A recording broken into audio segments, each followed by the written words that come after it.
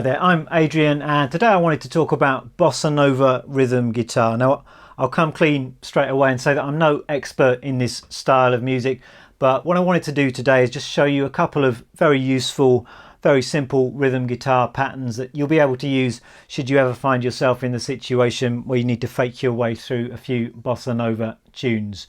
Now it's a great fun style of music to play. I think if you want to be a well-rounded guitarist, it's good to know a few ways of approaching a Bossa Nova tune. Certainly if you want to be a jazz guitar player, it's really important that you know this stuff, because Bossa Nova has become quite an important part of the jazz repertoire and a number of Bossa tunes are now considered to be jazz standards.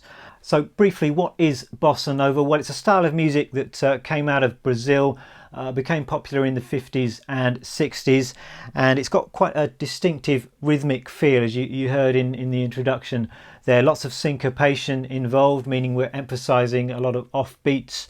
Harmonically, it's quite sophisticated. It's got a lot in common with jazz, and you get many of the same chord progressions cropping up in bossa tunes that you get in jazz tunes. So let's get started by me showing you this first rhythm pattern. Now, if I were a Bossa Nova purist, I'd be playing this on a nice nylon string Spanish style guitar, but as I'm not remotely a purist, I'm playing it here on my electric guitar, my Jazz Master, and to be honest, you can play it on any guitar you like and it's still going to sound good. So the first rhythm pattern I'm going to show you is nice and simple, and it goes like this.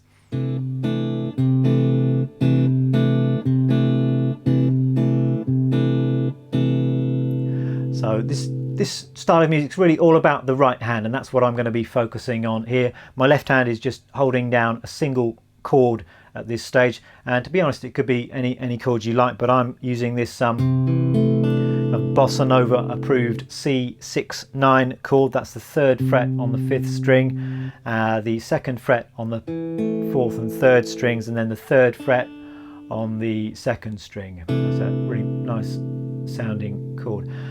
Now with your picking hand, with your right hand, you're going to need to be playing finger style, and the thumb is going to be playing bass notes, and the 3 fingers of your right hand are going to be playing the upper voices of the chord. Now the first thing to get right when you're playing Bossa Nova is the bass, and that needs to remain steady throughout this pattern. And I'm playing the bass note, the 5th string in the case of this chord. I'm playing that on beats 1 and 3 in the bar. So 1, 2, 3, 4, 1, 2, 3, 4. Really important, sometimes overlooked element of Bossa Nova is just keeping this really steady, unwavering bass note going with your thumb. Now the fingers are going to play sort of in and around those bass notes. Sometimes they're going to be playing at the same time as the thumb, sometimes they're going to be playing in between those thumb notes. But to start with, we're going to play the fingers and the thumb together. The fingers here are playing the 4th, 3rd and 2nd string, so thumb and fingers, then the fingers on their own, then we're going to play the thumb again, then the fingers again. So it's together, then just the fingers, then the thumb, and then the fingers again. If I put all of that together, so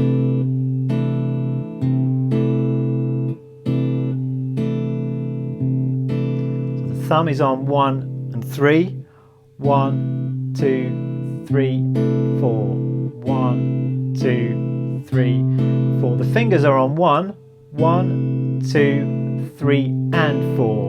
1, 2, 3 and 4. So let me just think about this. The finger is on 1, 2 and the and of 3. 1, 2, 3 and 4. 1, 2, 3 and 4.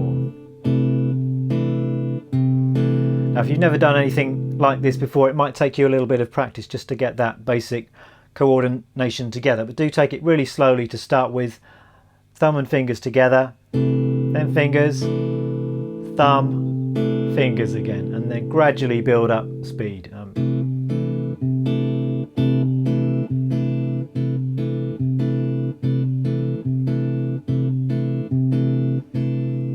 So that's the basic pattern.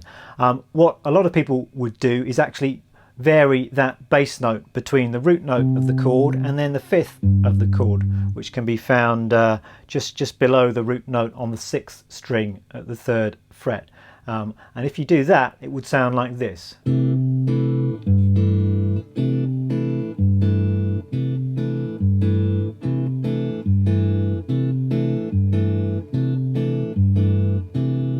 Sounds really nice. I think we're just alternating between the root on 1 and the 5th on 3. 1, 2, 3, 4, 1, 2. Now that works really well if you've got a chord where the root is found on the 5th string.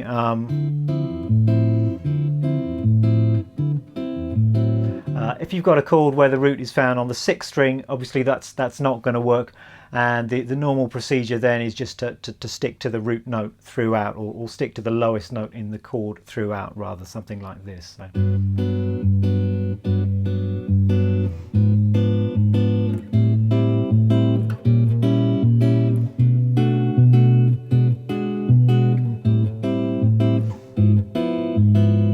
Something along those lines. So that's the first rhythm pattern. Now the second rhythm guitar pattern that I've got for you is very similar to the first one. We've just got a little bit more syncopation. This pattern sounds like this: 1, 2, 3, 4.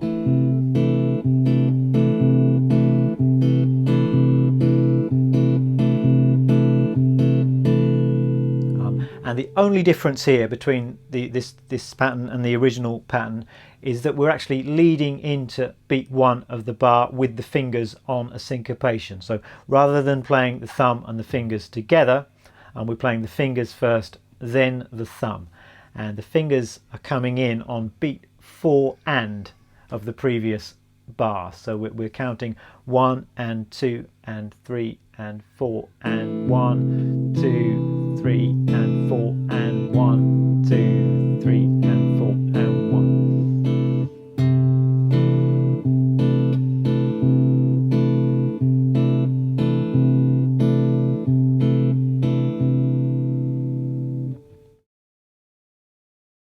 Pattern number 3 then, another really common bossa nova accompaniment pattern. This one's actually a bit longer. It's a 2-bar pattern and sounds something like this. I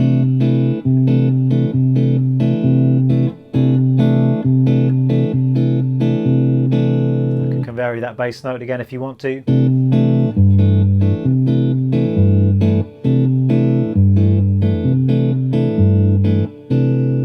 Let me take you through how this one works. Once again, I'm just going to stick on this same single chord, the C6-9 chord. It starts exactly like our first pattern. We're going to play the thumb and the fingers together, then the fingers, thumb again, and then the fingers twice. So that's the first bar of the pattern.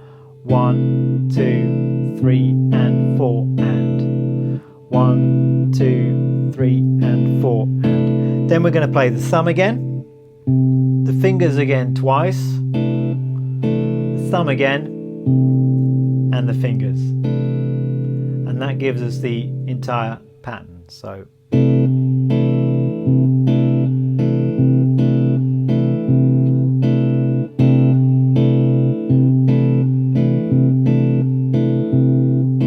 thumb once again is rock solid on beats 1 and 3. Let me just count through that with you. We've got 1, 2, 3 and 4 and 1 and 2 and 3, 4. 1, 2, 3 and 4 and 1 and 2 and 3, 4.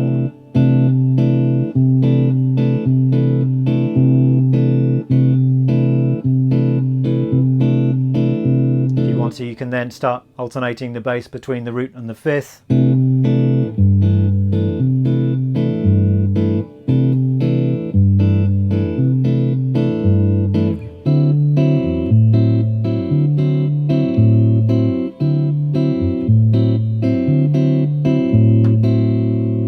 Now don't worry if this is really tricky to start with. I know it was for me, but if you do break it down, take it really slowly, then it will finally click and you'll manage to get that coordination together between your thumb and your fingers.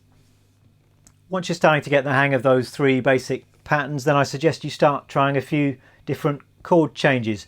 What I was doing just then was going between our C6-9 and a D9 chord, which is a very nice sounding kind of characteristic bossa chord change. And if I were to play that with our accompaniment pattern number 3, that would sound like this.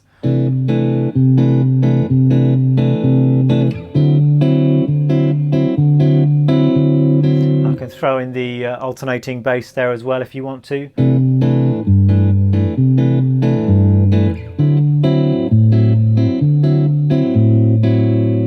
Something I should probably mention is that if a chord change occurs in the middle of that pattern, or any pattern where there's a syncopation on the last beat of a bar, then you're going to want to anticipate that chord change and push into it. So let me just try and demonstrate that.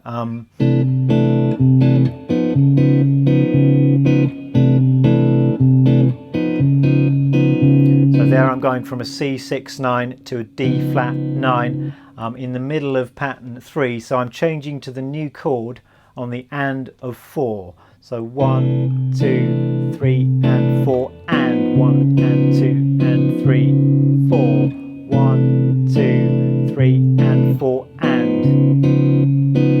just pushing into that chord change, anticipating it by half a beat.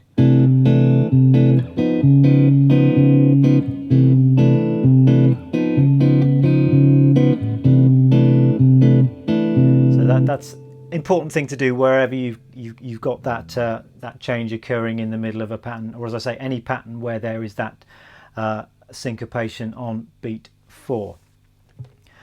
Now, one other thing I was going to mention, which is kind of an overlooked aspect of this style, is the right hand muting is really important if you want to get an authentic sound.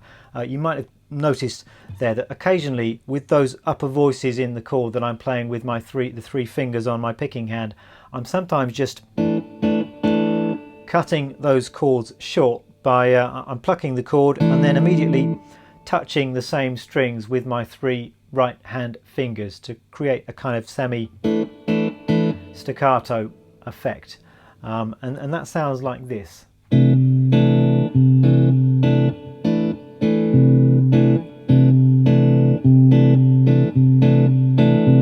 So it's not on every single one of those chords, but on a lot of them I'm just keeping them quite short with some right hand muting.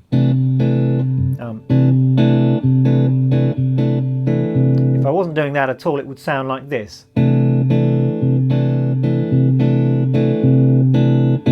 Which is a little bit flat, but as soon as you add that in,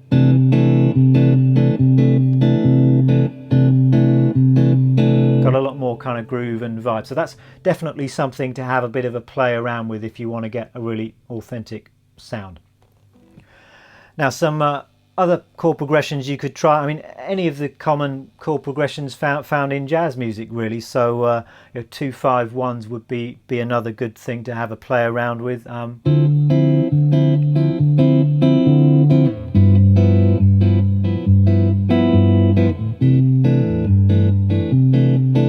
That's just going from a D minor 9, a G13 to our C6-9.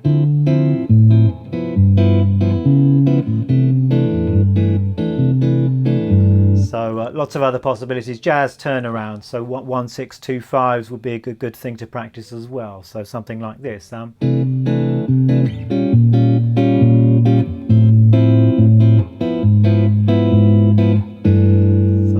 lots of things to play around with. There we have it. If you've enjoyed this lesson and want to take things a bit further, I suggest checking out a few classic bossa nova recordings, maybe learning to play your way through a few famous bossa nova tunes. I'll put a few suggestions about that up on my website if you'd like to check that out. But that's it for today. Have fun, and I hope to see you again for some more lessons very soon. Bye bye.